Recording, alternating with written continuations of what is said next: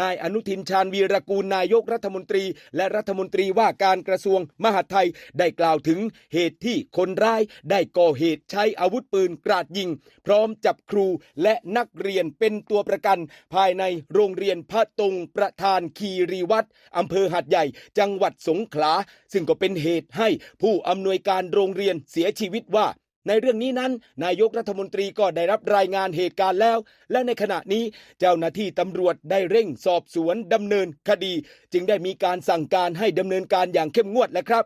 ส่วนสาเหตุขอให้สอบถามรายละเอียดจากเจ้าหน้าที่ตำรวจโดยในเบื้องต้นก็ทราบว่าผู้ก่อเหตุนั้นมีอาการคลุ้มคลั่งเจ้าหน้าที่ก็ได้พยายามเข้าควบคุมตัวตั้งแต่ที่บ้านก่อนเกิดการต่อสู้และก็มีการชิงอาวุธปืนไปก่อเหตุจากตำรวจและก็ย้ำอีกว่าเรื่องเหล่านี้ต้องมีมาตรการป้องกันอย่างจริงจังและตัดไฟตั้งแต่ต้นลมเพื่อไม่ให้เกิดเหตุซ้ำอีกนั่นเองครับพี่น้อง